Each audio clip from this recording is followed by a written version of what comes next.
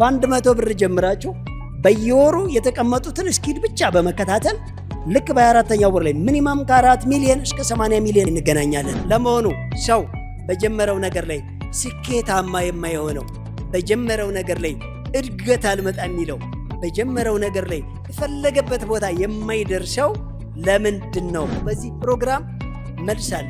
ብድር፣ ማበደር፣ መበደር የመሳሰሉትን ነገሮች በዚህ ፕሮግራም እንደማይቻል ሰማው። እሺ አመሰግናለሁ። ብድር ግን አለብኝ። የቆመ ባጃጅ አለኝ። እንዳልሸጠውም እንዳልሰራበትም ወጪ ይፈልጋል። ምን ላድርግ? ለምን ባገለገለ ቃሸጠውም? ሌላ ብድርና ቁብ በዚህ ፕሮግራም ይወገዛሉ። መረዳጃ ዘዴ የምንላቸው እንደ እድር፣ ብድር፣ ቁብ ምናምን እኛ ጋር መጃጃ ዘዴ ይላቸዋል። የኛ ፕሮግራም ስራ የሚጀምረው ካፒታል ላይ አይደለም፣ አእምሮና እጅ ላይ ብቻ። ያንተን ቪዲዮ በዩቲዩብ እንዳየህ ወዲያውኑ በ4000 ብር 3 ሊትር ዘይትና 25 ኪሎ ስንዴ ዱቄት በመግዛት ቆቀር ጀመርኩ። ተጨማሪ ሸቀጥና ሙዝ በመጨመር እስከ ሰኔ 26 2018 ድረስ 50 ሺህ ብር አድርሻለሁ። ብዙዎቻችን ምንም ሳንጠብስ ቺክ መጥበስ ላይ ተጥደናል። መጀመሪያ በስኩት መጥበስ ይቅደም፣ ቢዝነስ ስለሚቀድም። ፍቅር ያለ ስራ አይሆንም እንጀራ እንደተባለ እንዳለችው ዘፋኟ። ወደፊት መስራት የምፈልገው አትክልትና አስቤዛ ነው። ትንሽ ሲቆይ የመበላሸት ጸባይ አለው። አንደኛ የአትክልቱ እንዳይበላሽ ምን ማድረግ አለብኝ? ልክ አትክልትና አሳ ሱቅ ውስጥ አስቀምጦ ማለት ነው። ቁርስ ሊበላ የሚመች ቦታ የሚሄድ ሰው አለ። አባቴ እዛው የተረፈውን አትክልት እየጠባበስክ ብላ እንጂ እሱን ሬሳ አስቀምጠ ሌላ ቦታ እንዳትሄድ። ያልተቀበረ አስከሬን ነው ቤት ያለው። የሚሊዮነሮች መንገድ ልዩ የቴሌቪዥን ፕሮግራም። እጆት ላይ ምን ያህል ገንዘብ አለ? ብዙ ገንዘብ፣ ትንሽ ገንዘብ፣ ምንም ገንዘብ አሳስቦት በዚህ ታላቅ መላ ይዘን መጥተናል። ሚሊዮኖችን በአጭር ጊዜ ሚሊዮነር የሚሆኑበት የቢዝነስና የሥራ ጥበብ ሥልጠና ልዩ የቴሌቪዥን ፕሮግራም የሚሊዮነሮች መንገድ። በበላይ አትክልትና አስቤዛ መሥራችና ባለቤትነት በበላይ መልቲ ሚዲያ ይዘጋጃል። ዘወትር ቅዳሜ ከምሽቱ 2 ሰዓት ጀምሮ በሀገሬ ቴሌቪዥን ይቀርባል። የሚሊዮነሮች መንገድ። እንዴት ሚሊዮነር እሆናለሁ ብለው አይጨነቁ። እኛ ዘንድ በተግባር ተፈትነው ውጤታማነታቸው የተረጋገጠ የቢዝነስ ጥበቦችን ይኮመኮማል። ይሰለጥናሉ፣ ይማራሉ፣ ቢዝነስዎን ይጀምራሉ፣ ስኬታማ ይሆናሉ። የሚሊዮነሮች መንገድ። ሰርቶ መለወጥ ይቻላል፣ ተችሏልም። የሚሊዮነሮች መንገድ። ታዳስ አለን አለን። ሰላም ጤና ይስጥልን ክቡራትና ክቡራን፣ ሁሌም በዚህ ሰዓት በበላይ መልቲ ሚዲያ እየተዘጋጀ የሚተላለፈው የሚሊዮነሮች መንገድ የቢዝነስ ፕላንና የሥራ ጥበብ ፕሮግራም ሰዓቱ ደርሶ ተጀመረ። እንኳን አደረሳችሁ፣ እንኳን አደረሰን። ሞራል ለራሳችሁ ሞራል።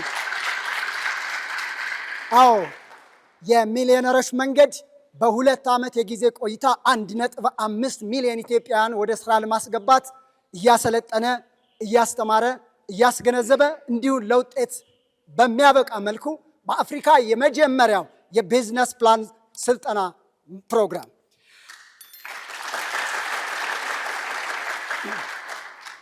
አዎ ይህ ፕሮግራም ከዚህ በኋላ ለትውልዳችን ድህነትን ማውረስ ማቆም መቻል አለብን።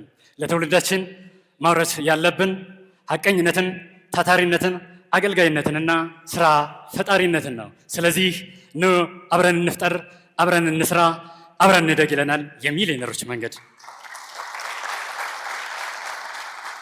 የታላቅነት ታላቅ ትውልድን ተረክበው ለትውልድ ማስረከብ ነውና የሚሊዮነሮች መንገድ ይህን ህልም ይዞ በ2 ዓመት የጊዜ ቆይታ የሚያመርቱ እጆች፣ ቅን ልቦች ተቀናጅተው ኢትዮጵያን ወደ በለጸገች ሀገር የአፍሪካ የመጀመሪያዋ ድንቅና በብርቁ በታላቁ እንዲሁም ተወዳዳሪ ለሌለው እያንዳንዱ ተቋማትም የሆነ ግለሰቦች ይህን ተሞክሮ ሊገነዘቡትና ሊወስዱት የሚገባ ድንቅ የሀገራችን ብርቅዬ ማንን በል የሚሊዮነሮች መንገድ እንዲህ እያለ ድንቁና ብንሰማው ቢያስተምረን የማንጠግበው ጀግናው በላይ ሞርደን እስኪ አንድ ጊዜ ወደ መድረክ እስኪ።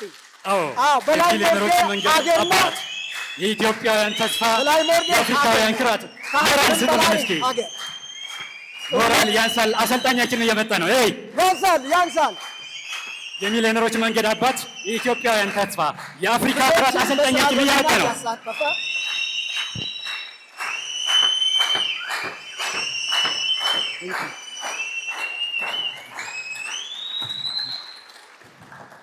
ታዲያስ በደንብ አይሰማም።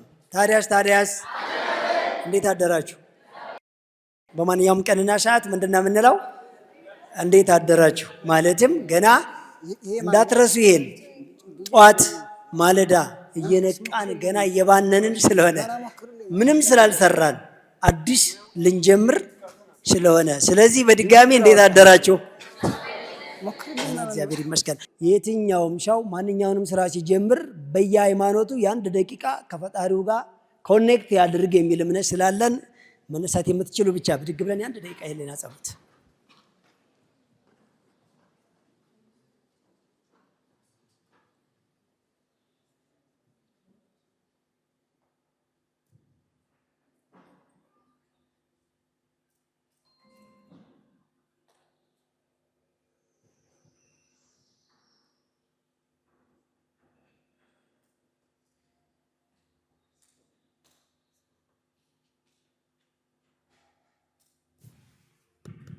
እሺ አረፍ በሉ። እጅግ በጣም ጥሩ። በማንኛውም ቀንና ሰዓት ከሚሊዮነሮች መንገድ ወይም በበላይ መልቲ ሚዲያ እየተዘጋጀ በሀገሬ ቲቪ የሚቀርብላችሁ የቢዝነስ ፕላንና የስራ ጥበብ ፕሮግራም ቲዮሪ አይደለም፣ ሳይንስ አይደለም፣ ገድል አይደለም፣ ርቀት ያለውን ታሪክ ወይም የወደፊቱን ትንቢት አይደለም። ብዙ ጊዜ ለየት የሚያደርገን አሁን እየሰራን ያለነውን ማሳየትና አሁን የምንሰራውን ማሳየት፣ እስከዛሬ አሳካነውን አሁን እየሰራን ያለነውን የመጀመሪያው በተግባር የመጨበጥ በተግባር የመታየት በተግባር የመሰለፍ ጉዳይ ስለሆነ ትልቁ ህመማችንን እሱን ለመቅረፍ ነው። ስለዚህ በየሳምንቱ የኛ ፕሮግራም ተከታታዮች የጀመሩትን ስራ እንዴት እንደሚያስኬዱ፣ እንዴት እንደሚያድግ፣ እንዴት እንደሚቀጥል፣ እንዴት ግልጽ እንደሚሆንላቸው በየሳምንቱ ይህን ፕሮግራም በጉጉት ይጠብቃሉ። አጫጭር አድርገን ለማሳየት እንሞክራለን። ቢዝነስ ፕላናችንን እያንዳንዶቹ የመጀመሪያ ዙሮች፣ ሁለተኛ ዙሮች፣ ሶስተኛ ዙሮች በደንብ ታያላችሁ።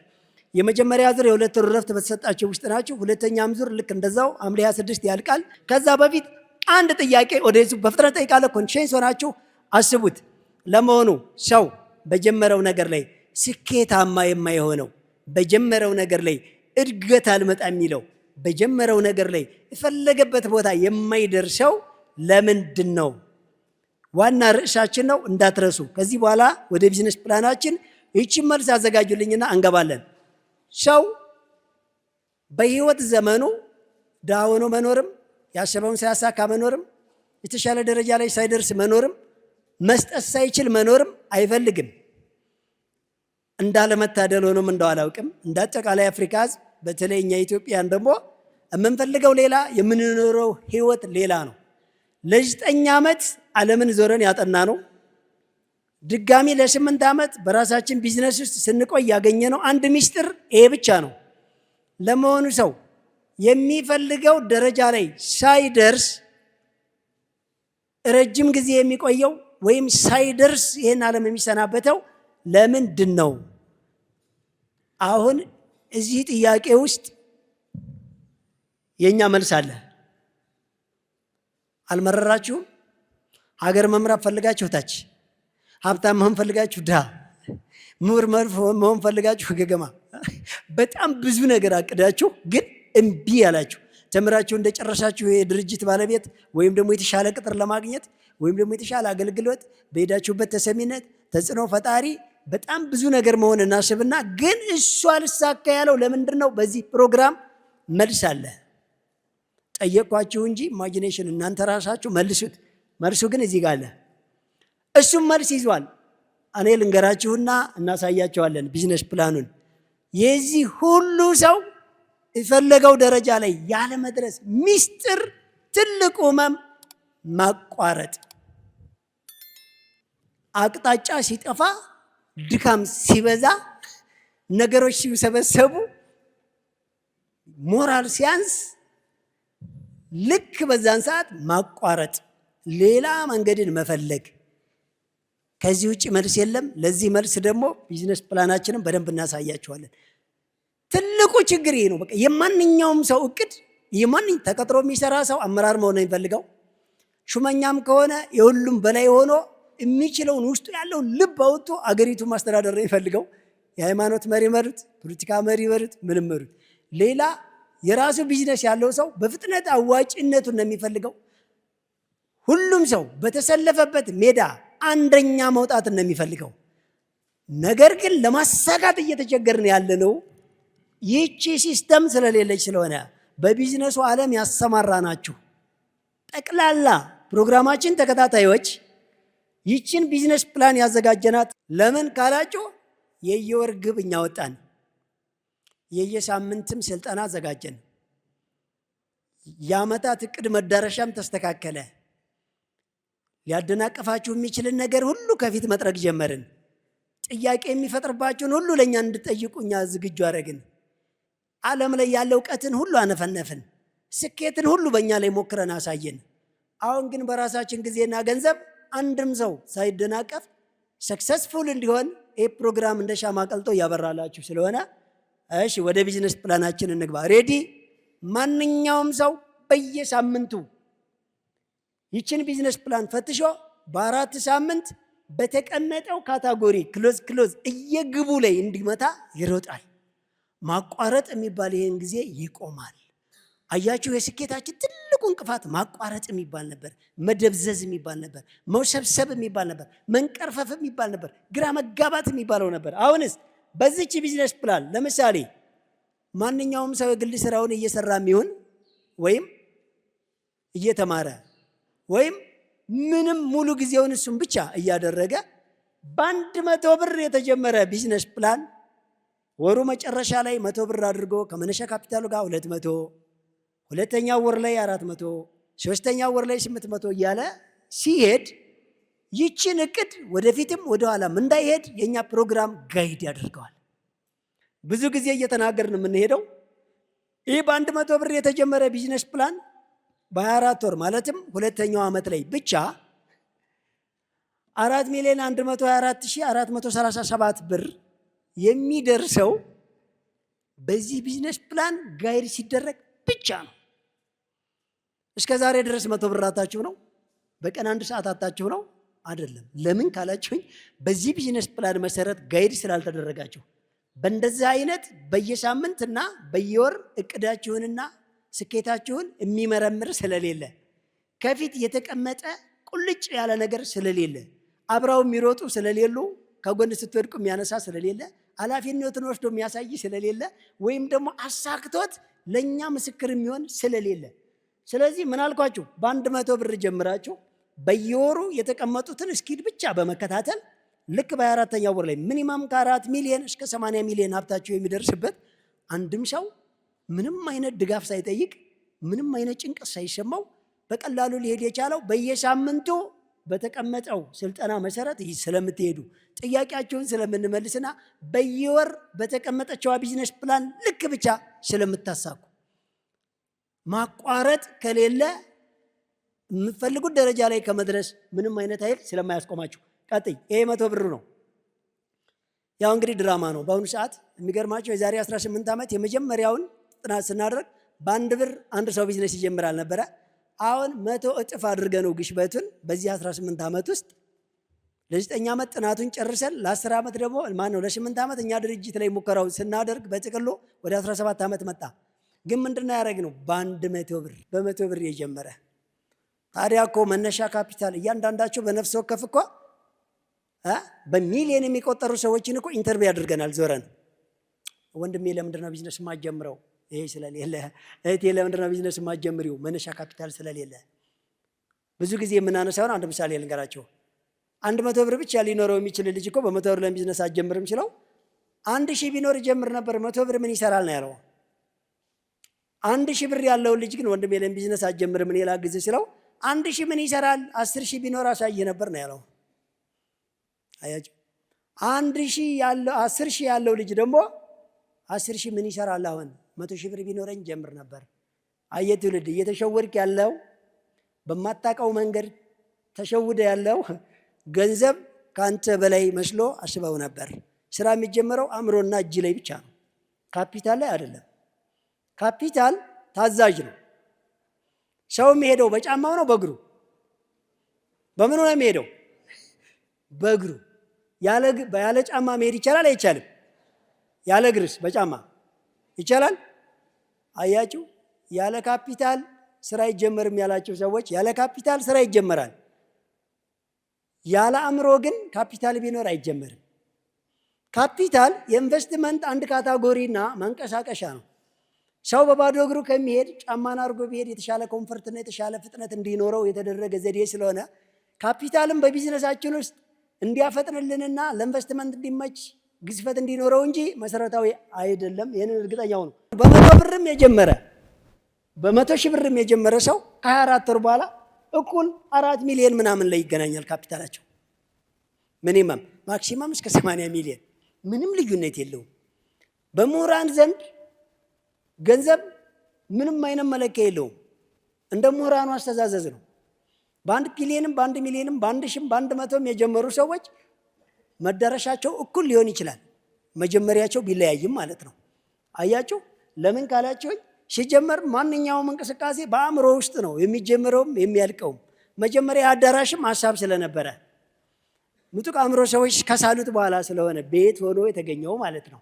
ልክ ካፒታል በዛ አይነት ሲስተም ውስጥ ነው የሚሄደው። አንደኛና ሁለተኛ ዙር እረፍት ላይ ናችሁ፣ የነበረውን አስተካክሉ። በ100 ብር የጀመራችሁ ሰዎች እስከ ሐምሌ 26 ይቅርታ ሰኔ 26 ነው የጀመራችሁት። እስከ ሐምሌ 26 ድረስ 200 ብር ብቻ አድርጉ። አለቀ። በዚህች እንቅስቃሴ ብቻ ነው ሚሊዮነርነት ላይ የምንደርሰው። ከዚህ እንዳታለፉ፣ ከዚህ እንዳትቀሩ። በዚህ ወር ውስጥ ባለ 100 ብር ቢዝነስ የጀመራችሁ በቀን 30 ደቂቃ ብቻ ጊዜ ወይ 1 ሰዓት ጊዜ ሰጣችሁ ስትሰሩ የነበረ ሐምሌ 26 ላይ 200 ብር አድርጋችሁ ሜሴጅ እንድትልኩ፣ በየሳምንት ግን አቴንዳንስ ላኩ። ባለ 500 የጀመራችሁ አሁን 3ኛ ዙር ላይ ሐምሌ 26 ጀምራችሁ ማነው ሰኔ 26 ጀምሮ የተባላችሁ እስከ ሐምሌ 26 ድረስ ሌላ አይደለም። ይህችን 450 ብር አትርፋችሁ መነሻ ካፒታሉን ሳትነኩ አንድ ጋር 950 ብር ብቻ አድርጋችሁ ወደኛ ፕሮግራም በ0910808019 ላይ እንዳሳካችሁት ሚሴጅ እንድትልኩ። መቼ?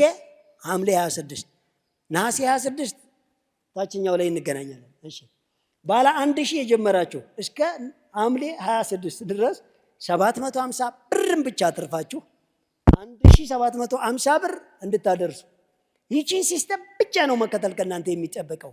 በ2 ዓመት ሚሊዮነር፣ በ5 ዓመት ሜልቲ ሚሊዮነር የማይቋረጥ በየወሩ ሚሊየንስ ሀብት ወደ አካውንታችሁ ለማስገባት ባጭሩ ማለት ነው። ለብዙዎችም የስራ ዕድል ለመፍጠር ቀጥይ። ባለ 5000ዎች የመጀመሪያው ወር ላይ 3250 ብቻ አትርፉና እስከ ሐምሌ 26 ድረስ ከመነሻ ካፒታላችሁ ጋር 8250 ብቻ አድርሳችሁ እንድንገናኝ ቀጥይ። በ10,000 የጀመራችሁ ሰዎች 5500 ብር ብቻ አትርፋችሁ እስከ ሐምሌ 26 ድረስ በተጨባጭ ስለሆነ እኛ እቅድ ከመነሻ ካፒታላችሁ 10,000 ጋር 15500 ብር ብቻ አድርሳችሁ እንድትልኩ እዛው ኢንፎርሜሽን መላኪያ ላይ ባለ እሺ ኢንፎርሜሽን ስትልኩ 20,000 ብላችሁ የላካችሁ ወደኛ እስከ ሐምሌ 26 ድረስ 9,000 አትርፋችሁ 29,000 እስከ መነሻ ካፒታሉ እንድታሳዩን ቀጥይ። እስከ ሐምሌ 26 ድረስ የሁላችሁም እንቅስቃሴ ፕሮግራም የምትከታተሉ ሰዎች ማለት ነው ተመዝግባችሁ ኢንፎርሜሽን የላካችሁ በ30,000 ያስመዘገባችሁ ሰዎች 12,000 ብር እስከ ሐምሌ 26 ድረስ አትርፋችሁ ከመነሻ ካፒታላችሁ ጋር ሳታጎርሉ 42,000 ብር እንድታደርጉ ቀጥይ። ባለ 40,000ዎች የመጀመሪያው ወር ላይ 14,400 ብር አትርፋችሁ ከመነሻ ካፒታሉ 40,000 ጋር 54,400 እስከ ሐምሌ 26 ድረስ።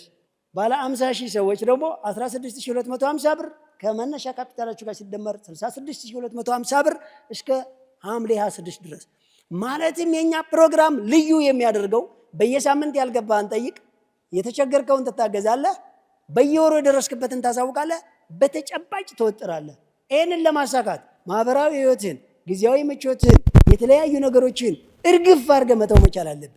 ይህንን ሳታሳካ የማይቋረጥ ገቢ ሳይኖርህ አንድም አይነት ምቹ ሁኔታን እንዳትጠብቅ እንዳትፈልግ። በ60 ሺህ የጀመራችሁ የመጀመሪያ ወር ላይ 17700 ከነ ካፒታላችሁ ሐምሌ 26 ድረስ 77700 ብር ማሳካት ይጠበቅባችኋል።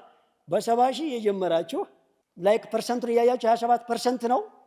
ወር ሙሉ ቆይታችሁ የምታተርፉት 18900 ኔክስት ከነ ካፒታሉ 88900 ብር ቀጥይ። ባለ 80 ሺዎች 24.5% ነው የምታተርፉት ወር ሙሉ ማለት ነው። የአንድ ጊዜ ትራንዛክሽን አላወራውም።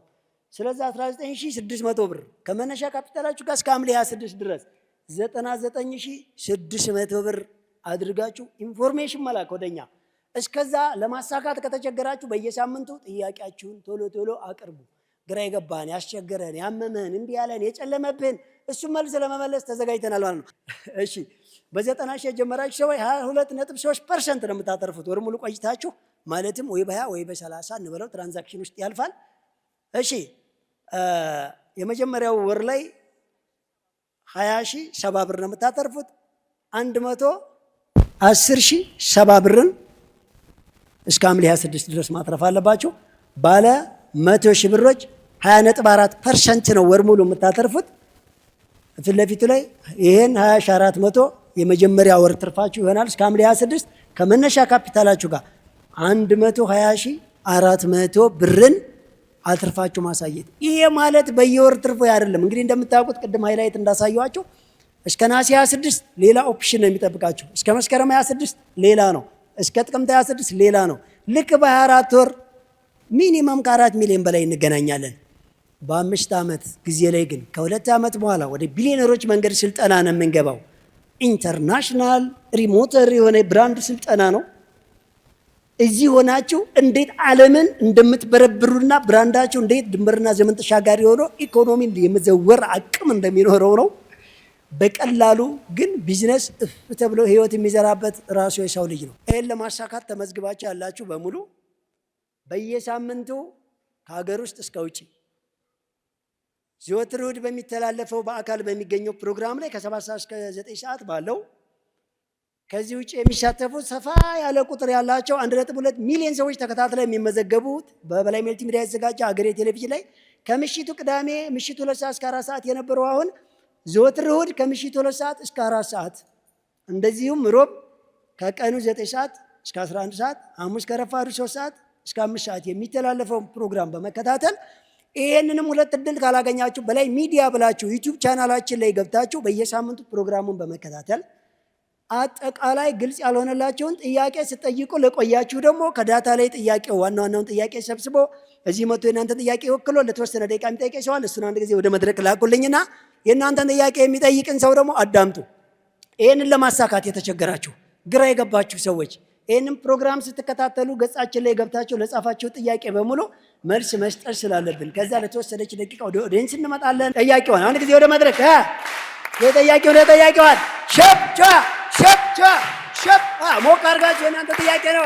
ሸፕ እስኪ ከጃችሁ በአፍሪካ የመጀመሪያ የሆነውን የሚሊዮነሮች መንገድ የቢዝነስ ፕላንና የሥራ ጥበብ ሥልጠናን አዘጋጅቶ ያለምንም ክፍያ በነፃ ለህብረተሰቡ በማደል ፋና ወጊና አብሪ ኮከብ ነን።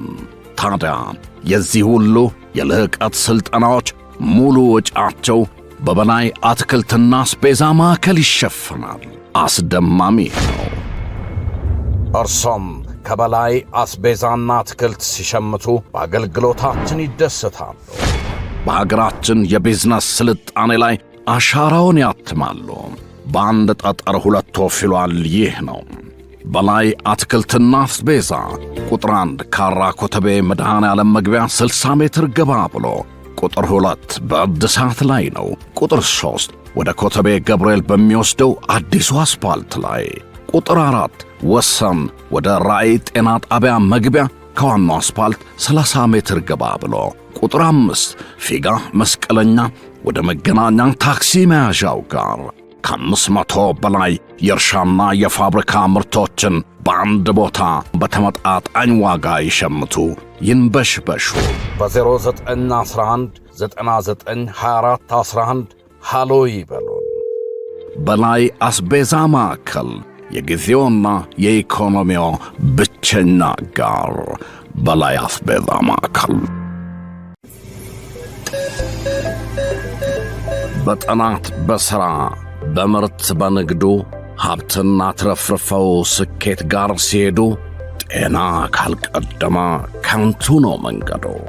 ዶክተር ትዕግስት አጠቃላይ የሕክምና ክሊኒክ የምንሰጣቸው አገልግሎቶች አጠቃላይ የአዋቂና የሕፃናት ሕክምና፣ የማኅፀን ሕክምናና የግርዛት አገልግሎት፣ የቆዳና የአባለዘር ሕክምና፣ መለስተኛ የቀዶ ጥገና አገልግሎት፣ የዓይንና የጆሮ ሕክምና፣ የኩላሊት፣ የኮሌስትሮል፣ የጉበት ኤንዛይምና የቫይታሚን ዲ ሕክምና፣ የሆርሞን፣ የጨጓራ፣ የእንቅርት፣ የሚጥል በሽታ ሕክምናን በጥራት ይሰጣል። ዶክተር ትዕግስት አጠቃላይ የሕክምና ክሊኒክ አደረጃጀታችን ልዩና ከፍ ያለ ነው። የተሟላ ላቦራቶሪ፣ ዘመናዊ አልትራሳውንድ፣ ኬሚስትሪ፣ የልብ ኢሲጂ፣ ሲቢሲ ሁሉን አሟልተን ከእውቅና ስመጥር ባለሙያዎች ጋር እንጠብቀዎታለን። በተጨማሪም ለመንጃ ፈቃድ ሙሉ የጤና ምርመራ፣ ዓመታዊ የተሟላ አጠቃላይ የጤና ምርመራን በልዩ ሁኔታ እንሰጣለን። አድራሻችን ሰሚት 72 ቴሌና ንግድ ባንክ ያለበት ኤፍኤ ግሩፕ ሕንፃ ግራውንድ ላይ በ0947 820000 በ0911 673365 ላይ ሃሎ ይበሉን። ዶክተር ትዕግስት አጠቃላይ የሕክምና ክሊኒክ ለጤናው የሚመርጡት።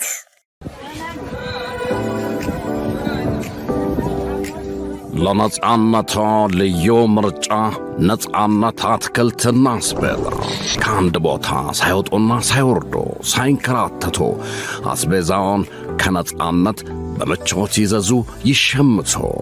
ፍራፍሬና ጥራጥሬ፣ ፍሬሽ አትክልቶች፣ ቅመማ ቅመሞች፣ የፋብሪካ ምርቶች፣ የንጽሕና መጠበቂያና የባልትና ውጤቶች፣ የእንስሳት ተዋጽኦና የዳቦ ምርቶች ሁሉንም ከአንድ ቦታ ከነጻነት አስቤዛ እንደ ትእዛዞ ዴሊቨሪን ጨምሮ ልዩና ፈጣን አገልግሎት እንሰጣለን።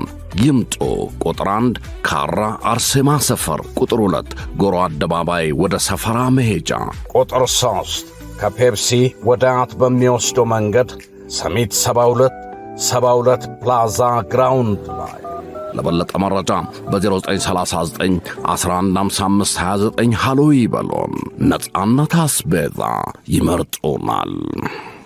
እሺ፣ የእናንተ ጥያቄ ሲሆን የአንድ ሰው ጥያቄ የሺ ወይም የሚሊዮን ጥያቄ ሊሆን ስለሚችል ይህንን ፕሮግራም በቀላሉ ለማስኬድ በ14 ካታጎሪ 1800 ስራ ላይ የተሰማራችሁ በከተማም በገጠርም ስላላችሁ በአካል የሚገኙም እንዲሁም በመላው አገሪቱ ሆነው በሀገሬ ቴሌቪዥን ለምትከታተሉ ወይም በመላው ዓለም ሆናችሁ በበላይ ሚዲያ ዩቲዩብ ቻናላችን ላይ ለምትከታተሉ በሙሉ ይህን ጥያቄ አዳምጡ።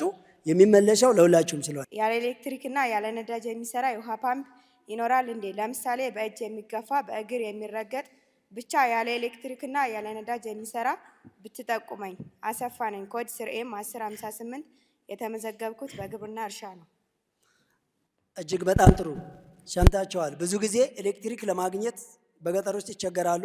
ነዳጅ ለማግኘት ኢኮኖሚንም ለመቆጠብ ወይም ደግሞ እጥረት ሲፈጠር ልማቱ እንዳይቃወስ ከኤሌክትሪክ ወይም ከነዳጅ ውጪ የሚሰሩ የውሃ መሳቢያ ዘዴዎች ማኑዋሊ በግሪል የሚረገጡ ወይም ደግሞ በሶላር ሲስተም የሚሰሩ እዚህ ላይም ደግሞ የሚወዳደሩ የቴክኖሎጂ ባለቤቶች እንግዲህ በፀሐይ ብርሃን ኤነርጂን ሰብስቦ ወይም በተለያየ ባትሪ ዋን ፓምፕ ሊያደርግ የሚችል ብዙ የፈጠራ ሰዎች አሉ።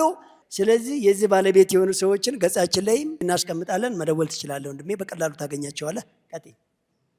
ጥያቄ ቁጥር 2 የሁለተኛ ዙር ሰልጣኝ ነኝ። ወደ ብር 54168 ተሸጋግሬያለሁ።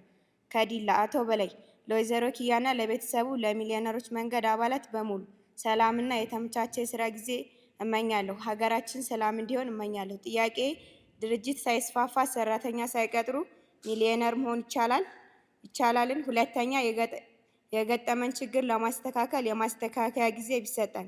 ሶስተኛ በሚሊዮነሮች መንገድ በሰራተኝነት ለሚቀጠሩ አጭር ስልጠና ቢሰጣቸው። እጅግ በጣም ጥሩ። እንግዲህ ሰው ድርጅት ሳያስፋፍና ሰዎችን ሳይቀጥሩ ሚሊዮነር መሆን ይቻላል እንዴ? አይቻልም። በባህሪው ሚሊዮነርነት ሚሊዮን ሰዎችን ያሳትፋል። እንደ መጀመሪያ ጊዜ ራሱ መጀመር በትርፍ ሰዓትም ሆነ በሙሉ ጊዜ፣ ከዛ ትንሽ ከፍ እያለ ሲሄድ ካፒታላቸው ከፍ እያለ በሄደ ቁጥር አንድ ሰው ብቻ የመቅጠር እድል፣ ያ አንድ ሰው ግን ባለሙያ ተብሎ ሳይሆን የሚቀጠረው ሙያውን እንደያዘ ሆኖ ግን የእናንተን የሚሊዮነሮችን መንገድ የቢዝነስ ፕላንና የስራ ጥበብ ስልጠና የሚዋረስ መሆን መቻል አለበት። አንድን ሰው ፕሮፌሽን የሆነ ሰራተኛ ለማድረግ እስከ 10 ሰው ድረስ ልቀይሩ ትችሉ ይሆናል። ለእናንተ ሆነኛና የሚስማማ ሰው እስካላገኛችሁ ድረስ ዝም ብላችሁ ማንኛውንም ሰው አምጥታችሁ ያክስት ያጎት ልጅ ስለሆነ ወይም ስለተማረ ብቻ አታስገቡም። በእናንተ ሀሳብ ይስማማሉ? የሚሊዮነሮች መንገድ የቢዝነስ ፕላን ገብቶታል? የሪሳይክል ሲስተሙን አንደርስታንድ አድርጎታል?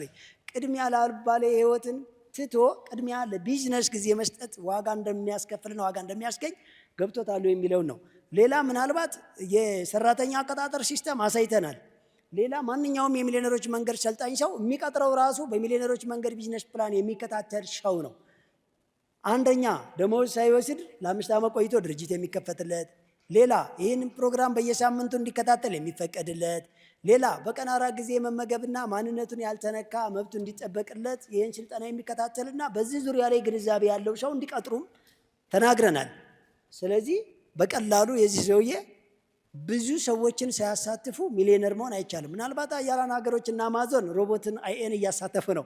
እኛ በአቅማችን ግን ሰዎችን የማሳተፍ ግዴታ አለብን። የምናሳትፋቸው ሰዎች ግን በነገራችን ላይ አንድ ሰው አንድ ብራንች ካለው አንድ የቢዝነስ ቦታ ካለች የመጀመሪያ ስራዋ በሱ ልክ መሙላት፣ ከሱ ካለፈ በኋላ ልክ እንደሱ የሚያገናዝቡ ሰዎችን ከስር አስገብቶ የማሳየት የማለማመድና የመቆጣጠር፣ ከተወሰነ ጊዜ በኋላ ሌላ ሰዎች ሲመጡ እነዚያ የነበሩ ሰዎች እንዲያሰለጥኗቸው እንጂ እኔ ሁሉንም ላሰልጥን አለማለት።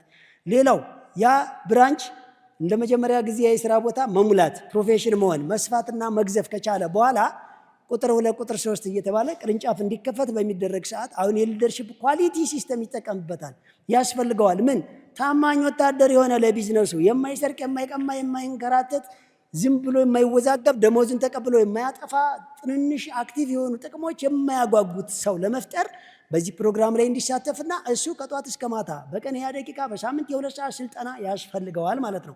እቅድና ታርጌት ግን ከዚህ ድርጅት መውሰድ ይችላል። ቀጥይ። ጥያቄ ቁጥር 3 ጤና ይስጥልኝ ውድ በላይ፣ እኔ የምሰራው ትንንሽ የእጅ ባትሪዎችን እና ሶላሮችን ከማከፋፈያ እያወጣው በተለያዩ ገጠርና ከተማ ለህዝብ ገበያ እያዞርኩ ነው የሚሸጠው እና ወደ ዘመናዊ ግብይት እንዴት ልቀይረው? ቅድም እንዳልናችሁ ነው። በነገራችን ላይ በእኛ ድርጅት ህግና ደንብ በቀን አንድ ዕቃ አንድ ደንበኛ እንዳረሱ በሚሊዮነሮች መንገድ ቢዝነስ ፕላን የስራ ጥበብና የቢዝነስ ፕላን ሲስተም በቀን አንድ ደንበኛና አንድ ዕቃ እንዳትረሱ። ጥቃቅን ከሆነ በሳምንት አንድ ዕቃና አንድ ደንበኛ፣ በወር አንድ ዕቃና አንድ ደንበኛ ሊኖረው ይችላል።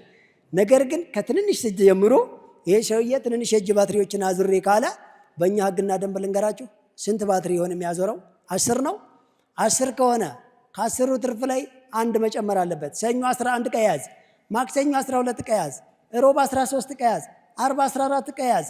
አያችሁ፣ በሳምንቱ ሌላ 7 ዕቃዎች ተጨምረዋል። ይህ ሰውዬ ሳምንት የነበረውና አሁን የነበረው ገቢ ይለያያል።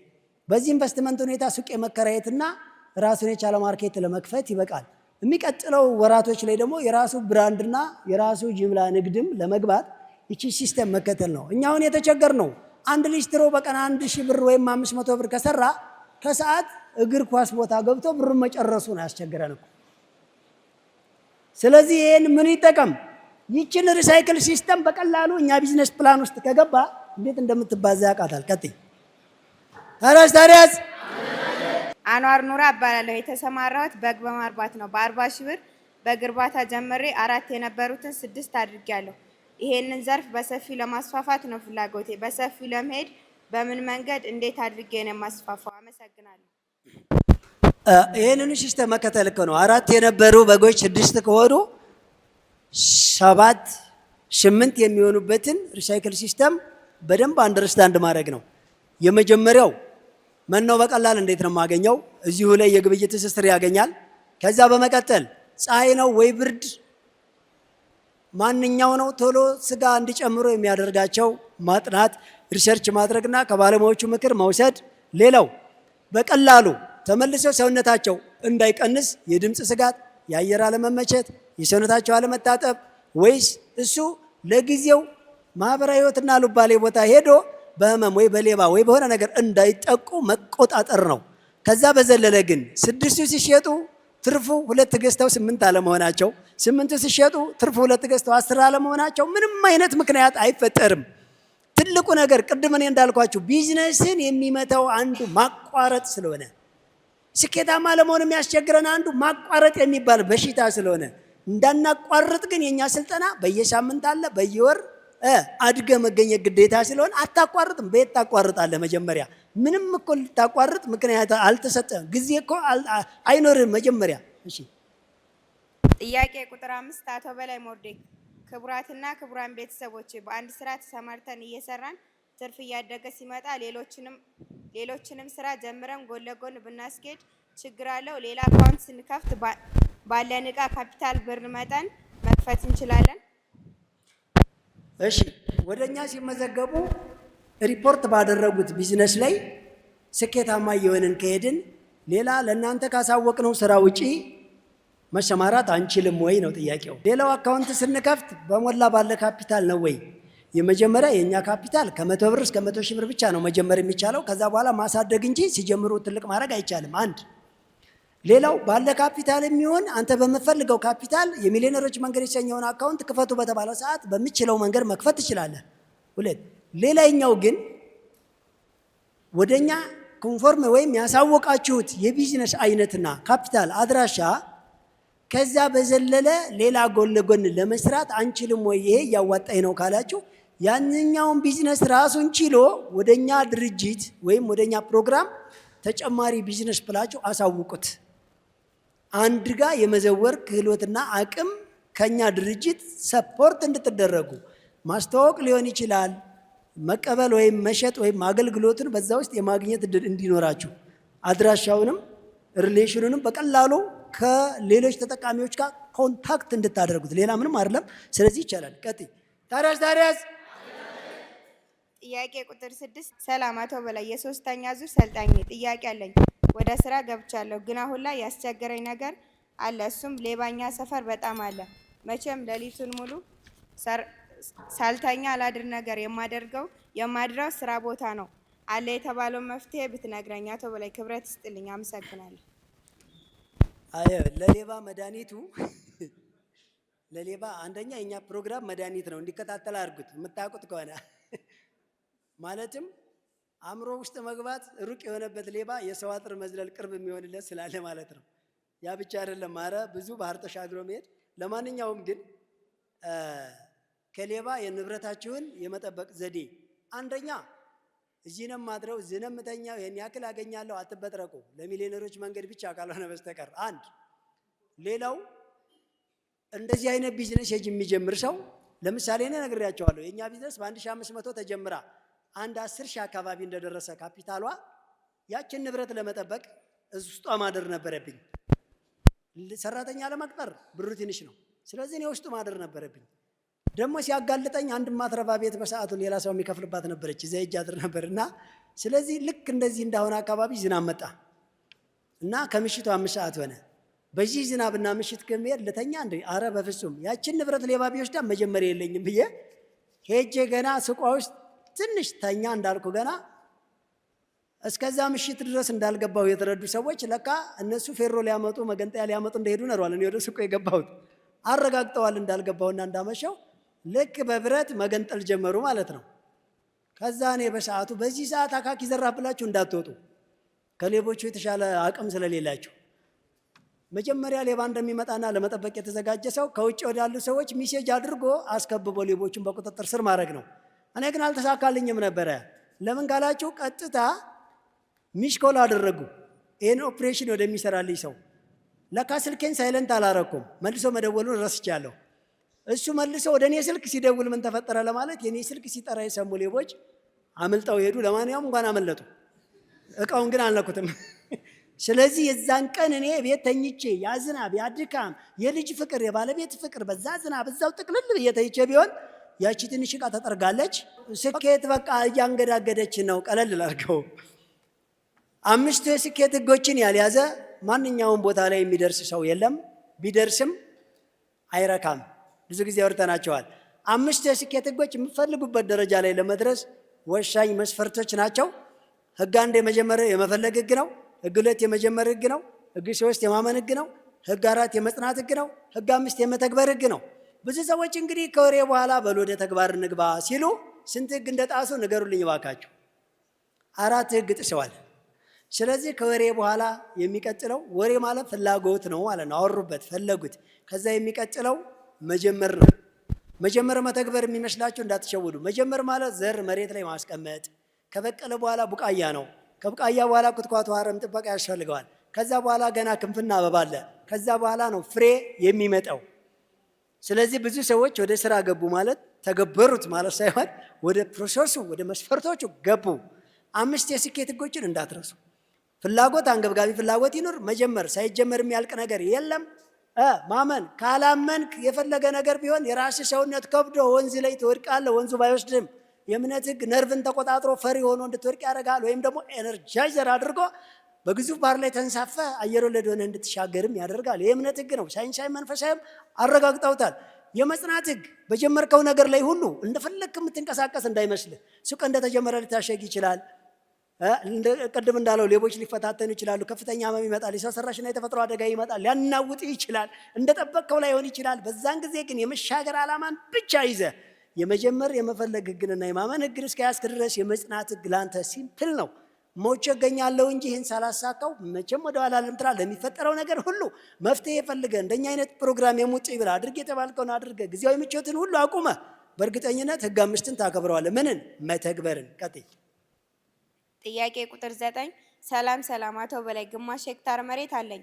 በጠብታ መስኖ ሽንኩርት ለማልማት የከርሰ ምድር ውሃ ለማስቆፈርና የጠብታ ቁሳቁስን ለማሟላት የገበያ ዋጋውን ስጠይቅ ከ50 ሺህ ብር በታች ላለው ካፒታል የሚቀመስ አይደለም። የገበያ ዋጋውን ስጠይቅ ከ400 ሺህ እስከ 600 ሺህ ብር በላይ ያስፈልጋል። ይህ በእኛ አቅም የሚሆን አይደለም። ምን ትመክረኛለህ? የከርሰ ምድር ውሃ ለማስቆፈር አይደለ? አዎ።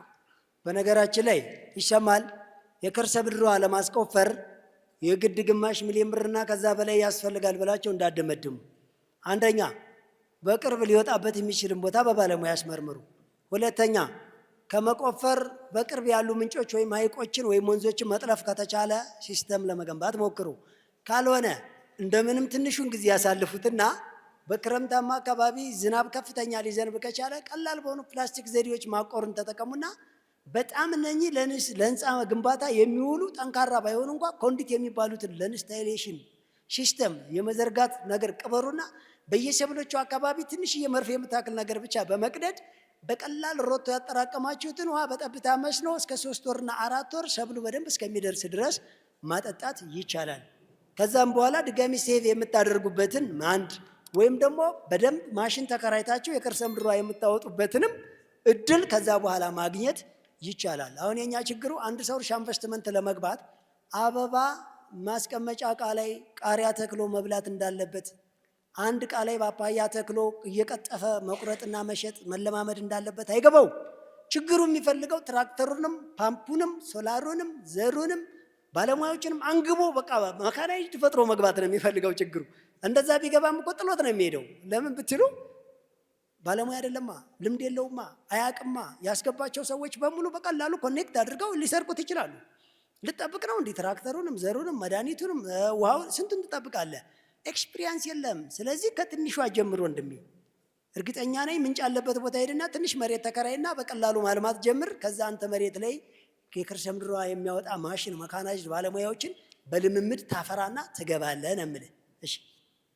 ጥያቄ ቁጥር 10 ውድ አቶ በላይና ኪያ ለስልጠናው አመሰግናለሁ። በዶሮ እርባታ በመዘገብም መኖ የምገዛው ጎን ለጎን በዳንቴል ትፍ ነው። መነሻዬ 20 ሺህ ብር ነው። ጥያቄ ሁለቱንም አጣምሮ የመስራት ስልት ቢዝነስ ፕላኔ ላይ ማስቀጠል እችላለሁ? ይቻላል። የቅድሙ ጥያቄ ነው። ምንም የሚያስቸግር ነገር የለም። ድጋሚ የምትደርቡትን ቢዝነስ ግን ወደኛ ፕሮግራም ተጨማሪ ብላችሁ ላኩ። እሺ።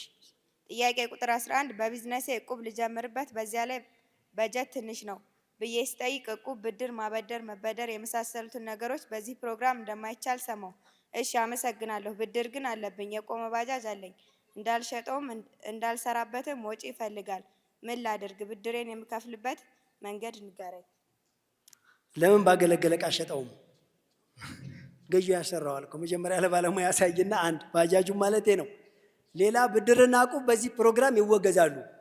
መረዳጃ ዘዴ የምንላቸው እንደ እድር፣ ብድር፣ ቁብ ምናምን እኛ ጋር መጃጃ ዘዴ ይላቸዋል የኛ ፕሮግራም። ለምን ካላችሁኝ ስሸጥ በዋልከው ወይም አገልግሎት ስሰጥ በዋልከው ገንዘብ ድርጅትን ማስፋፋት ይቀላል ወይስ ሌላ ሰው ጋር አስቀምጠህ መቼ ይመጣልኛል እያልክ መጠበቅ? በቀን አንድ ዕቃና አንድ ደንበኛ ተባልክ እንጂ በቀን አንድ ዕቃ ሽጥና መደርደሪያን ባዶ አድርግ ተባልክ እንዴ? ባተረፍከው ትርፍ አንድ ዕቃ ጨምር። በየቀን አንድ ዕቃ፣ በወር 30 ዕቃ፣ በ3 ወር 90 ዕቃ ቤትን ትሞላዋለህ ወንድሜ።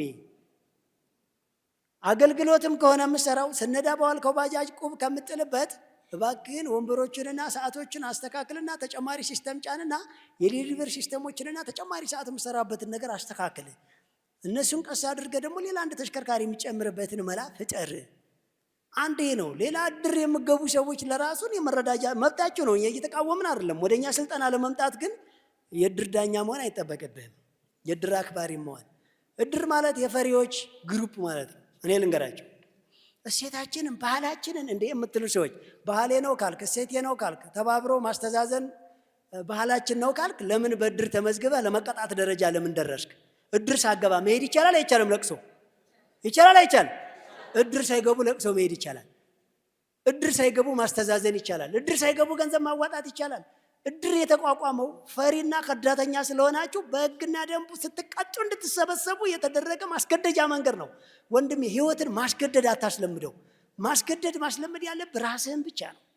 ተጠርቶና ተገድዶ የመጣ ለቀስተኛ ሊያለቅስልህ ነው ወይስ ሊስቅልህ? እባክህን አንተ ውለታ ያለብህ ሰዎች ብቻ እንዲመጡ ሰው ላይ ውለታዋል። አስገድደህ አታምጣ። ማንዴላ ሲሞት የደቡብ አፍሪካ ዋና ከተማ ጆሃንስበርግ በአውሮፓ መሪዎች የተጥለቀለቀው እድር ገብቶ ሳይሆን የሚሰራው ድንቅ ስራ ከአእምሯቸው ስላልወጣ ነው። ስለዚህ ድንቅ ስራ ቀባሪ ብቻ ሳይሆን ሽምህን ከፍ አድርገው የሚተክል ሰዎች በዙሪያ ይሰበሰባሉ።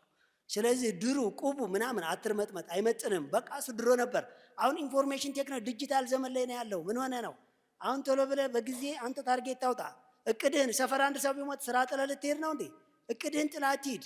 በቃ እቅድህ እስከሚሳካ የገንዘብና ጊዜ ነፃነት እስከምታገኝ ድረስ ራስህ ላይ ያለንጋ አንሳ።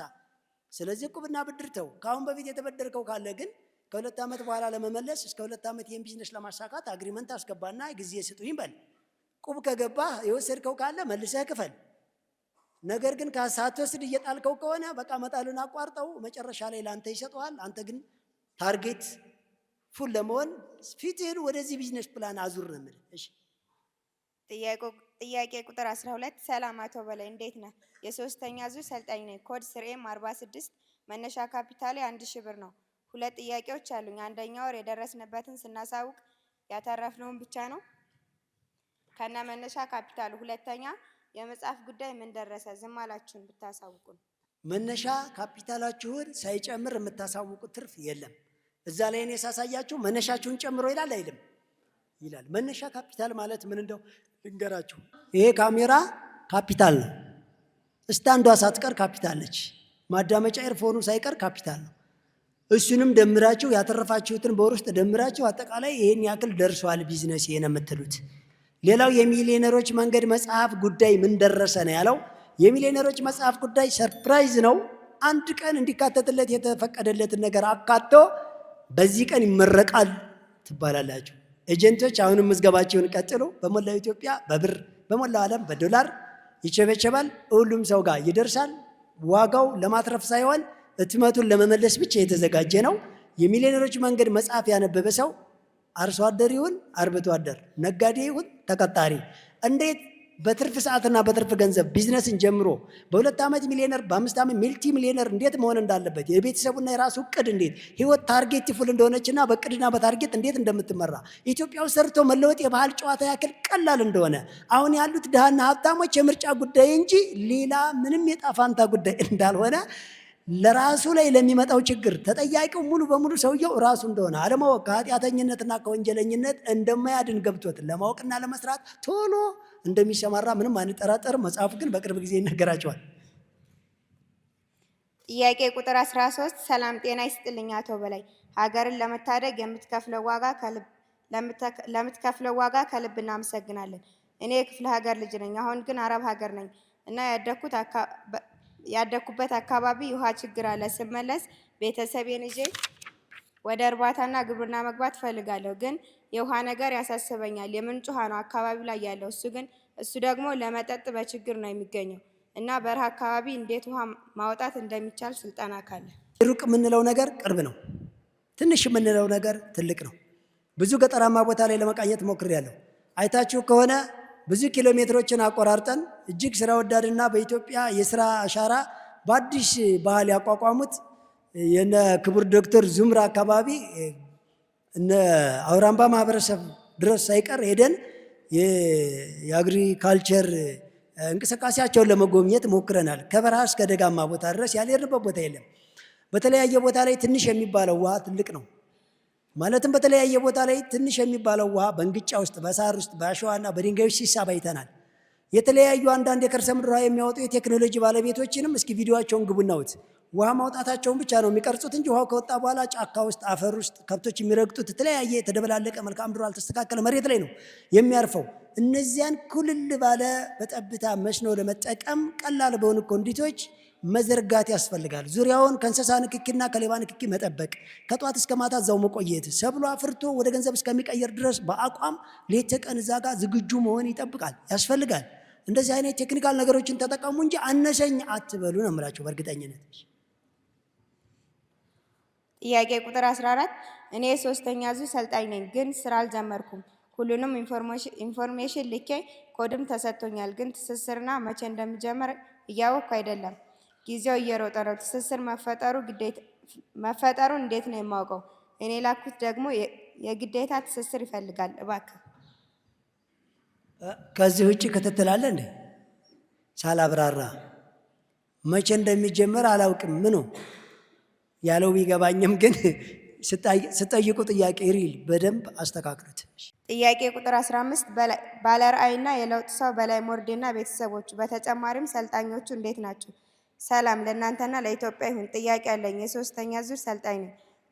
ስራ ጀምሮ የተባልነው ሰኔ 26 ነው። በራሴ ምክንያት በተባለው ጊዜ ለመጀመር አልችልም። ስለዚህ ሐምሌ 10 ለመጀመር ስላሰብኩኝ ምን ትመክረኛለህ? እኔ አባት ታዲያስ ሐምሌ 26 ድረስ በተቀመጠው ቢዝነስ ፕላን ካታጎሪ አሳኩ። ሌላ ከበደኝ እንዳትሉ። ለምን በ100 ብርም ቢሆን መጀመር ትችላላችሁ ብለናል።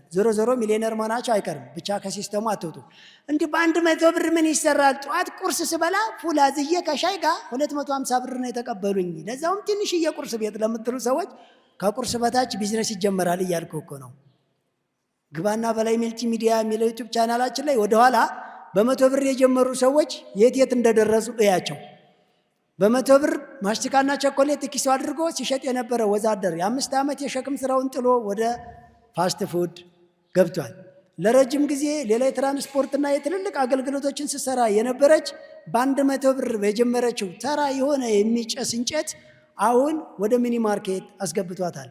7 ዓመት ሰው ቤት አገልግላ ወደ አረብ ሀገር ለመሄድ የተዘጋጀችም እንደዚሁ ማታ ትምህርት ቤት በ100 ብር ለውዝ በመጀመር አሁን ግን ትልቅ የጥራጥሬና የተለያዩ የሚኒ ማርኬት ሾፖችንም ማቋቋም ችላለች። ሌላኛው በ100 ብር ብቻ ችግኝ እየተከለ መሸጥን የጀመረው ብሎ አርሶ አደር አሁን ወደ 1 ሄክታር ኢንቨስትመንት ገብቶ በሚሊዮን አድርሶታል። ስለዚህ ምን ይሰራል አትበል። በአንድ ባሊ ውሃ ይዞ መኪናም ይታጠባል፣ አንድ ባሊ ውሃና ፎጣ ይዞ ጫማም ይጠረጋል፣ ካርድና ማስቲካም ይሸጣል። ቀልድና ድራማም ቢዝነስ ነው። ምን ልስራ ከማለት በፊት ገባ ብልና ምን ሰርተው የጀመሩ ሰዎችን ለምን አትሞክርም ነው የምልህ። ጥያቄ ቁጥር 16 ስልጠናውን እየተከታተልን ያለነው እኔና ባለቤቴ ነን። ስራውን ለማስጀመር የፈለኩት እሷን ነው። ለእኔ ባጃጅ አለ፣ እኔ እሱን ነው የምሰራው። በስልጠናው ላይ በተቀመጠው ፐርሰንት መሰረት በባጃጅ ለማሳካት አይቻልም። ምክንያቱም በበላይ ቢዝነስ ፕላን ህግ መነሻ ካፒታል ከ100 ሺህ ብር በላይ አይሆንም። ደግሞም ስለ ባጃጅ የተሰጠውን ምላሽ ሰምቻለሁ። ለእኔ በደንብ ግልጽ አይደለም። ማሳካት ይቻላል? ወይስ እንዴት ነው? ለምሳሌ ባጃጁን የገዛሁት 325 ሺህ ብር ነው። እወዳችኋለሁ። ሰላም ይስጣችሁ። ሳይገዙ ተከራይቶ መስራት ይቻላል አይቻልም? ይቻላል። ሳገዙ ተከራይቶ መስራት። እኔ ለውዝ መፍጨት ቢዝነስ አቅጄ ጨርሼ ለውዙ በቀላል የሚመጣበትን ቦታ አውቄ ለመሸጥ እሳት የላሰው ቢዝነስማን ሆኜ ሳለ የማሽኑ መፍጫ ግን ከ100 ሺህ ብር በላይ ሆነብኝ። እናንተ ቢዝነስ ደግሞ ከ100 ሺህ ብር በላይ አትጀምሩ ይላል አለኝ። አረ ማሽኑን ተከራየው አልኩት። የሚከራይ አልሰማሁም አለ። በቃ ቢዝነስማን ማለት እኮ ሀሳቡን መፍጠር ነው። አጎትን ሂድና ለምን ቢዝነስ አንጀምርም በለው። ምን ሲል እኔ ለውዝ መፍጫ ያስፈልገኛል፣ አንተ ደግሞ ለውዝ መፍጫ ግዛና ለኔ አከራይ፣ አንተ በኪራይ እኔ ደግሞ አንተ ተከራይቼ በመፍጨት ዳይ ቢዝነሱን ጀመረ። ስኬታማ ሆነ። አሁን ካተረፈ በኋላ የራሱን መፍጫ ገዛ። አጎቱም ማከራየቱን ትቶ ለካ ለውዝ መፍጨት ያዋጣል ብሎ ሁለቱም ወደ ለውዝ መፍጨት ገብተዋል። ከቅርብ ጊዜ በኋላ ትልልቅ ነገሮችን እየፈጩ ያቀርቡልናል። አገር በቀል ባለሀብት ፈጠርን አልፈጠርንም ወንድሜ ተከራይተህ ጀምር። እንኳን አይደለም ተከራይተህ ባጃጁ ያንተ ቢሆንም እንኳ በቀን ገቢ ይዘህ ነው የምትሰራው። የራስህን ባጃጅ ራሳችሁ መኖሪያ ቤት ውስጥ የሚሆን ንግድ ቦታ ቢዝነስ የጀመራችሁ ሰዎች የቤቱን ኪራይ መቁረጥ ግድ ይላችኋል። የእናንተ ባይሆንም ልብስ መስፋት ነበር ሙያ የምፈልገው፣ መሸጥ ላይ አገልግሎት ላይ ጎበዝ ነበር። ከዛስ ማሽኑ ውድ ነው የሚለኝ ሰው ተከራይተህ ስራ። ያንተ ቢሆንም እንኳ ማሽኑ እኮ ከ100 ሺህ ብር በላይ ከሆነ በኪራይ ነው እንድትሰራ የምናደርግ። ማለትም ባስቀመጥከው ዕቃና ቤት አተረፍኩ እንዳትለን የእሱን ወጪ ማንሳት አለብህ። ያንተን ምግብ ኤክስትራ ትራንስፖርት ምናምን አንስተህ ከወጪ ቀሪ ነው እዚህ ላይ አትርፍ ያልነህ ማለት ነው። ምናልባት ከወጪ ቀሪ የማታወጡለት ወጪ በትርፍ ሰዓት የሚሰራ ስራ ከሆነ ሙሉ ጊዜ የምትሰሩበት ስራ ወጫችሁን ስለሚሸፍን ምንም ሳነቁ ሁሉንም ቢዝነሱ ላይ ማድረግ ይቻላል። ሙሉ ጊዜ ከሆነ ስራውን የምትሰሩት ግን አጠቃላይ ወጫችሁን አንስታችሁ ነው ከወጪ ቀሪ ትርፋችሁን እኛ ጋር የምታሳዩት። በትርፍ ሰዓት ምሳሌ የ100 ብር ቢዝነስ ወጪ አይነካለትም። ለምን? በቀን ወይ 1 ሰዓት ወይ 30 ደቂቃ ነው። ሌላ ስራ ትሰራላችሁ፣ ወጫችሁ በሌላ ስራ ይሸፈናል። በትርፍ ሰዓት የሰራችሁት 100 ብር ግን ከመነሻ ካፒታል 200 ተደርጎ አይነካም ማለት ነው። ወጪው ሙሉ ጊዜያችሁን ወስዶ የምሰሩ ስራ ከሆነ ወጫችሁንም ትርፉንም መቻል አለበት። በትርፍ ጊዜ የሚሰራ ስራ ከሆነ ግን ሙሉ ትርፉ አይነካም ማለት ነው። ለምን? ያኛው ስራ ወጫችሁን መሸፈን አለበት። በሙሉ ጊዜ የምሰሩ ስራ ከሆነስ የተወሰነውን ጊዜ ለቢዝነስ ፕላኑ ህግና ደንብ አሳጉ፣ የተወሰነውን ደግሞ ለተለያየ ወጫችሁ ከፋፍላችሁ ማስቀመጥ የእናንተ ድርሻ ነው። ካልገባችሁ ጠይቁ ምንለው ለዚህ ነው። ጥያቄ አልቋል። ጥያቄ ቁጥር 17 እና የመጨረሻው ጥያቄ አለኝ። የኛ አንበሳ የአንተን ቪዲዮ በዩቱብ እንዳየህ ወዲያውኑ በ4000 ብር 3 ሊትር ዘይትና 25 ኪሎ ስንዴ ዱቄት በመግዛት ቆቀር ጀመርኩ። ከህዳር 25 2018 ዓ.ም ጀምሮ ለ4 ወር በቢዝነስ ፕላን መሰረት አልሄድልኝ ሲል ሚያዝያ 7 2018 ጀምሮ እስከ አሁን ድረስ ከቆቀር በተጨማሪ ሸቀጥና ሙዝ በመጨመር እስከ ሰኔ 26 2018 ድረስ 50 ሺህ ብር አድርሻለሁ። ወደፊት መስራት የምፈልገው እንደ ጀግናው የድህነት ስፔሻሊስት ዶክተራችን አቶ በላይ ሞርዴ አትክልትና አስቤዛ ነው እና የአትክልቱ ትርፍ ጥሩ ነበር። ትንሽ ሲቆይ የመበላሸት ጸባይ አለው። አንደኛ የአትክልቱ እንዳይበላሽ ምን ማድረግ አለብኝ? ሁለተኛ አትክልትና አስቤዛውን ለማሳካት እንዴት አድርጌ ልስራው? አመሰግናለሁ። እድሜና ጤና አብዝቶ ይስጥልኝ። እጅግ በጣም ጥሩ። የመጨረሻው ጥያቄ ደግሞ እጅግ በጣም ጎበዝ ነው። ስላሳካ አንድ ጊዜ አጨብጭቡልኝ። ቆቀር ማለቱ በተለያየ አካባቢ ብስኩት ብለን የምንጠራውን ነው። በነገራችን ላይ ስንቶቻችሁ ናችሁ እንደዚህ ዝቅ ብላችሁ ብስኩት መጥበስ ችላችሁ አሁን ደግሞ ሸክላ መጥበስ የጀመራችሁ? ከተማችን ውስጥ ብዙ ጎበዞች ያላችሁ። ስለዚህ የሰውዬ ከብስኩት መጥበስ ወደ ሸክላ መጥበስ ሊሄድ ስለሆነ ብዙዎቻችን ምንም ሳንጠብስ ችክ መጥበስ ላይ ተጥደናል። መጀመሪያ ብስኩት መጥበስ ይቅደም፣ ቢዝነስ ስለሚቀድም። ፍቅር ያለ ስራ አይሆንም እንጀራ እንደተባለ እንዳለችው ዘፋኟ። ለማንኛውም ከሁሉም ላይ አንድ ነገር ገረመኝ። አትክልት ቢዝነሱ ጥሩ ነበር፣ ግን ቶሎ ይበላሻል። ቶሎ እንዳይበላሽ አንድ ታክቲክ፣ በየቀን አንዳንድ ደንበኞችን ጨምራችሁ የደንበኞችን ተደራሽነት በጣም ሰፊ አድርጉት። ሌላው ደረጃና ድርጅት የሚባለውን መለየት ስለሚጠበቅብን ደረጃዎቹን ለመለየት በጣም ባለሙያ ሆኑ። የት ሀገር የት አካባቢ የሚባለው ዘር በምን ሰዓት ነው የመጣው፣ ሲጓጓዝስ በምን ሰዓትና በማንኛው መጓጓዣ ዘዴ ቢጓጓዝ ነው። እነዚህን ሁሉ ባህሪዎችን ማጥራት፣ አንድ የዘሮችን አይነት የምርቶችን አይነት መልመድ ማየት፣ ሌላኛው ካመጣችሁት ሁኔታ መፈተሽ፣ ከባለሙያም መጠየቅ፣ አለማረፍ። ሌላው ደግሞ ቶሎ የሚዳረስበትን መንገድ ማስተካከል። አንዳንድ ሰው ልክ አትክልትና አሳ ሱቅ ውስጥ አስቀምጦ ማለት ነው ቁርስ ሊበላ የሚመች ቦታ የሚሄድ ሰው አለ። አባቴ እዛው የተረፈውን አትክልት እየጠባበስክ ብላ እንጂ እሱን ሬሳ አስቀምጠ ሌላ ቦታ እንዳትሄድ። ያልተቀበረ አስከሬን ነው ቤት ያለው። ቶሎ ብለ ወደ ገንዘብ መቀየር መቻል አለበት። ቶሎ ብለ ካልተሸጠ እንቅልፍ እንዳይዝ ቶሎ ብለህ እስከ ምሽቱ 4 ሰዓትም 5 ሰዓትም ሸጠ ነው መተኛት ያለብህ። የመጀመሪያ በአቅም ልክ ለማምጣት ሞክር። ከዛ አንዳንድ ጊዜ ሁል ቀን ለማትረፋት ሞክር። የማይሆን ከሆነ በመጣበትም ቢሆን ሸጠህ ቶሎ ብር መልስ። ለምን ነገ ማትረፊያ ቀን ሊሆን የሚችለው ግን ገንዘብህን ስትይዝ ስለሆነ። እንደዚህ አይነት ንቅት ያለ ኮንሽስ የሆነ ሬዲ በጣም ዝግጁ የሆነ ሰዎች በባህሪያቸው ያስፈልጋሉ። እንደዚህ ዘና እንደሌላ ነገር ችላ እንዳትለው ነው የምልህ። ለማንኛውም የሁላችንም ጥያቄ ከዳታ ቤዝ ላይ ብርብር አድርጋ ወስዳ ወደ እናንተ ያቀረበ ወደ እኔ አምጥታ ወደ እናንተ እንዲቀርብ ላደረገችው ለጠያቂያችን አንድ ጊዜ ሞቅ ያለ ጭብጨባ አድርጋችሁ ወደ መጣችበት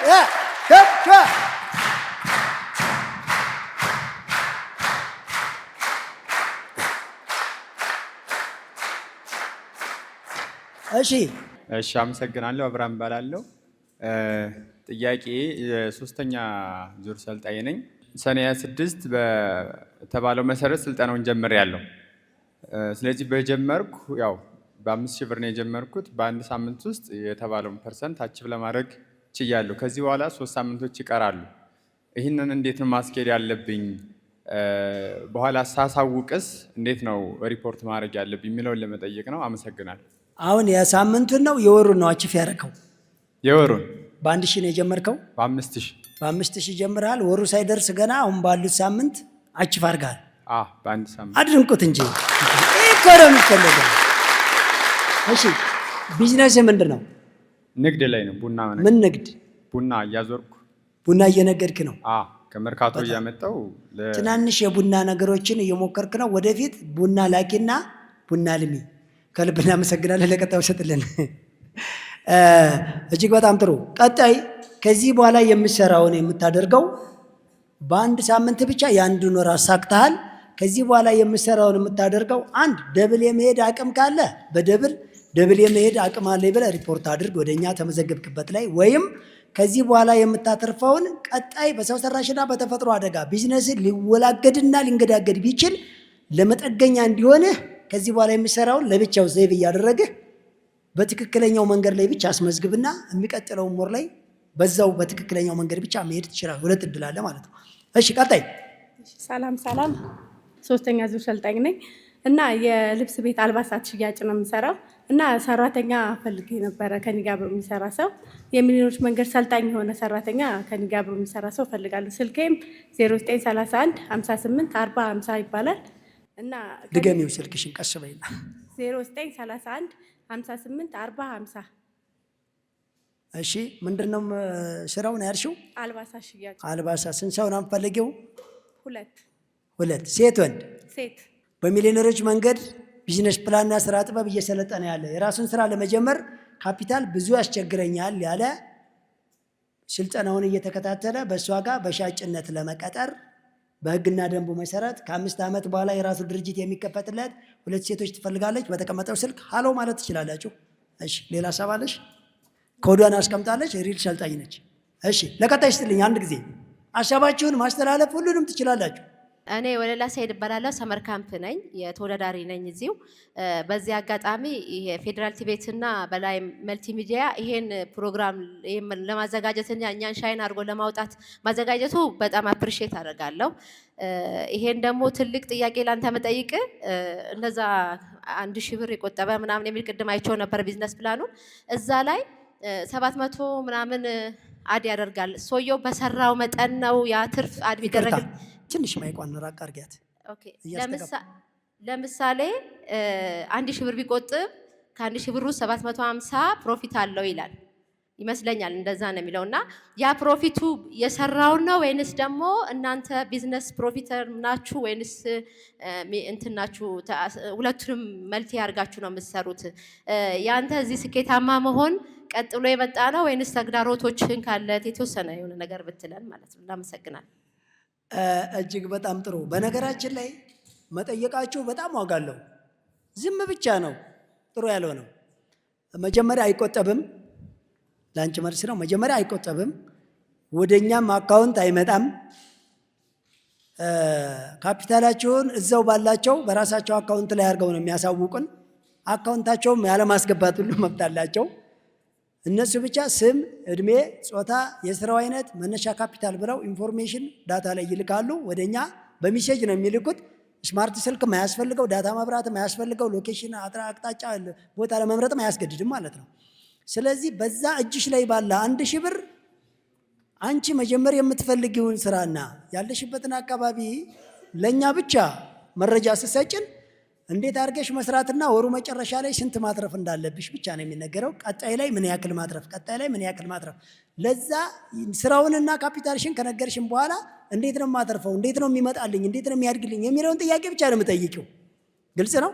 አሉባሌ ነገሮችን መተው፣ ያንን ብር የሚያመናምነውን ነገር አለማድረግ። እንዴት በቀላሉ ምንድነው ምሳሌ አገልግሎት ከሆነ ተጠቃሚ፣ እቃ ከሆነ እንዴት መግዛትና እንዴት መሸጥ፣ ምርት ከሆነ የግብአቱና የሽያጩ ወይ የእቃዎቹ የሞራሉ ጭምር የእውቀቱ ጭምር እሱን ከማላገኝ የሚለውን ኮኔክት ማድረግ ነው ከኛ ጋር። የሞራል እገዛ በየሳምንቱ የቢዝነስ ፕላኗን ሲስተሟን ማሳየት፣ የግብይት ትስስር መፍጠር፣ የባለሙያ ፍላጎት ከሆነ ኮንታክት ማገናኘት ነው ትልቁ ስራ። ግልጽ ነው ስታይል። ስለዚህ ሌላ ሰው እንደዚህ አይነት ለየት ያለ ብርሃን እባላለሁ። ከፌዴሪ ቴክኒካልና ቮኬሽናል ትሬኒንግ ተማሪ ነኝ።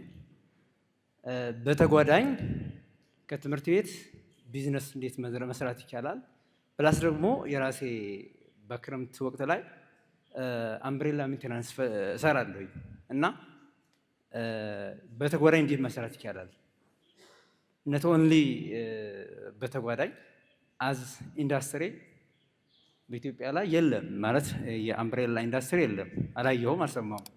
ሰርችም አደርጋለሁ። አብዛኛው የቻይናና የውጭ ሀገር ነውና እንዴት መስራት ይቻላል? እንዴት መስፋፋት ይቻላል? እና በዚህ ብታግዙን ፕላስ 2 ቀን ነው ካየሁት ያንን ትሬኒንግ ባለፈና አሁን ማለት ነው እና እንዴት መግባት ይችላል የሚል ሀሳብ ቢሰጡን አመሰግናለሁ። ከልብ እናመሰግናለን። የማይታለፍ ጥያቄ ነበረ። ተማሪ ነኝ ከትምህርት ጋር ወይም ደግሞ በክረምት በረፍት ሰዓት ላይ እንዴት ስራ ጎን ለጎን ማስኬድ ይቻላል? ትልቁ ጥያቄ አይደል? በነገራችን ላይ በቀላሉ ጥያቄያችን እዚህ ጋር ይብቃና ለሱ መልስ ልስጠው። በቀላሉ እኛ ጋር ኢንፎርሜሽን ብቻ ላኩልን። በቃ እንዴት እየተማራችሁ፣ እንዴት የቅጥር ስራ እየሰራችሁ፣ እንዴት ሃይማኖታዊ ስርዓት እያስተዳደራችሁ፣ እንዴት ሀገርና ሰፈርና ድርጅት እየመራችሁ ጭምር ሙሉ ጊዜ እንኳን ባይሆን በትርፍ ሰዓት ጀምሮ ወደ ሙሉ ጊዜ የሚያስመጣና ለብዙዎች የስራ ዕድል የሚፈጥርና ወደ ሚሊዮነርነት የሚያመጣ ሲስተምን የምታገኙት መጀመሪያ ኤምቲ ብላችሁ ተመዝገቡ 09108819 ላይ። ከዚያ በኋላ ግን ኢንፎርሜሽን ላኩልን ስንላችሁ ላኩ። በየሳምንት 2 ሰዓት ስልጠናውን ተከታተሉ። አቴንዳንስ 80 እያላችሁ ሙሉ ኢንፎርሜሽን ስትልኩልን ኪሳችሁ ያለችውን ገንዘብ ብር የሚሆን 5000 ብር የሚሆን 10000 ብር የሚሆን 100000 የሚሆን ላኩልን ስንል ብሩን አይደለም ሐሳቡን 100000 ወይም 100 ብር ወይ 1000 ብር አለኝ መስራት የምፈልገው እንትን ነው። ለምሳሌ ልንገራችሁ፣ ያለኝ 1000 ብር ነው። መስራት የምፈልገው ሪል ስቴት ነው። እንዴት አድርጋለሁ? መኖሪያው አዲስ አበባ ነው ላለን ወጣት ምንድነው ያልነው? በጣም ጥሩ የምትባለውን ብቻ ስማለሁ። ምን ላድርግ? በ1000 ብር በሌውሻ ቤት ጀምር። የውሻ ቤት ጀምርና መሸጥ ቻል። ከዛ የውሻ ቤቶችን፣ ከዛ ቅንጡ የውሻ ቤት፣ ከዛ የጠበቃ ቤት፣ ከዛ ሰርቪስ፣ ከዛ በል እንግዲህ ሪል ስቴቱ ላይ እንዴት እንደማገባ ታያለህ። መጀመሪያ ግን ከቁርጥራጭ እንጨቶች አንሳና የውሻ ቤት መስራት ቻል ነው ያልነው። የገና ቤቶችን ትንንሽ ዲኮሬቶች መስራት ቻል ነው ያልነው። እሱን መሸጥ ቻል ነው ያልነው። እኛ ውሃ ፋብሪካ መትከል ነው የምፈልገው ያለ ውሃ የገዛበትን ሃይላንድ እስኪ ሽጥና መሸጥ ብቃትን አሳየኝ እኮ ነው የምንለው። ስለዚህ ግልጽ ነው። ይህን ስራ በዚህ ብር መስራት ፈልጌ ነበር ብለህ ብቻ ኢንፎርሜሽኑ ላክልን። ያችን ብር እንዴት ወደ እጥፍ ማሳደግ እንዳለብህ ከነገርን በኋላ ቀጣይ ወር ላይ እየተማርክ እየገባ እያሳካው ስትሄድ ቀስ ብለህ ሁሉንም የሚሊዮነሮች ሚስጥር ይገባሃል ማለት ነው። ግልጽ ነው አይደለ? በጣም ጥሩ። ስለዚህ ጀምሩ። ከ5 ህግ አንዱ ምንድን ነው ብለናል? የመጀመር ህግ ሁለተኛውን ይዛል። አንደኛ የመፈለግ ህግ፣ 2 የመጀመር ህግ፣ 3 የማመን ህግ፣ 4 የመጽናት ህግ፣ 5 የመተግበር ህግ። 5ቱንም ህግ እንዳትተቡ።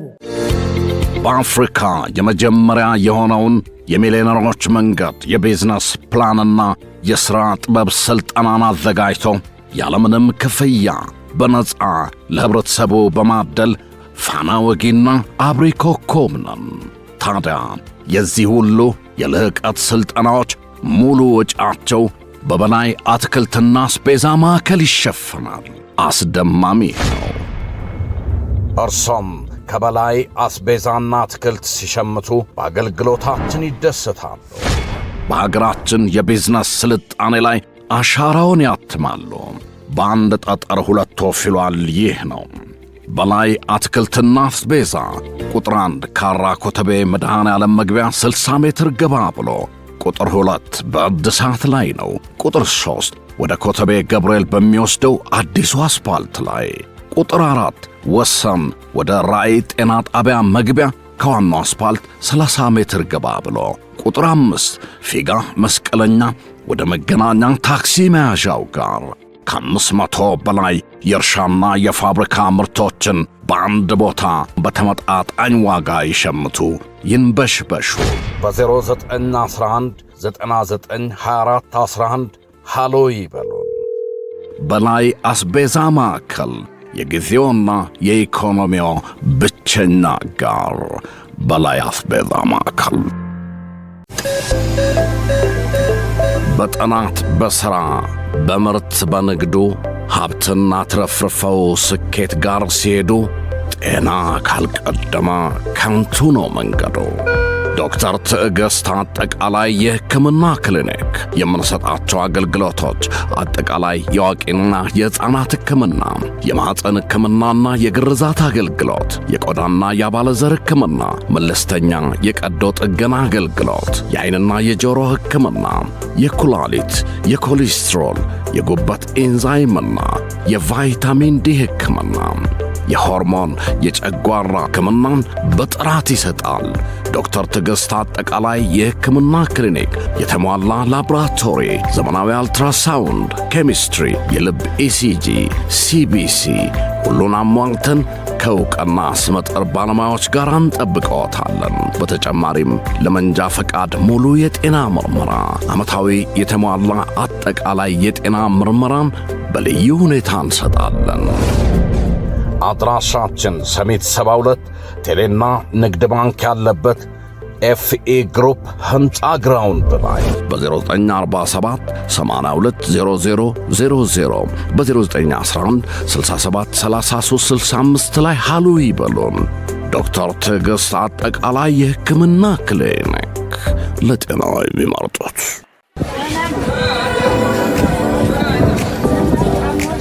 ለነጻነቶ ልዩ ምርጫ ነጻነት አትክልትና አስቤዛ ከአንድ ቦታ ሳይወጡና ሳይወርዱ ሳይንከራተቱ አስቤዛውን ከነጻነት በምቾት ይዘዙ፣ ይሸምቱ። ፍራፍሬና ጥራጥሬ፣ ፍሬሽ አትክልቶች፣ ቅመማ ቅመሞች፣ የፋብሪካ ምርቶች፣ የንጽሕና መጠበቂያና የባልትና ውጤቶች ሁሉንም ከአንድ ቦታ ከነጻነት አስቤዛ እንደ ትእዛዞ ዴሊቨሪን ጨምሮ ልዩና ፈጣን አገልግሎት እንሰጣለን። ይምጡ። ቁጥር 1 ካራ አርሴማ ሰፈር፣ ቁጥር 2 ጎሮ አደባባይ ወደ ሰፈራ መሄጃ፣ ቁጥር 3 ከፔፕሲ ወደ አያት በሚወስደው መንገድ ሰሚት 72 ፕላዛ ግራውንድ ላይ። ለበለጠ መረጃ በ0939 115529 ሃሎ ይበሉን። ነጻነት አስቤዛ ይመርጡናል።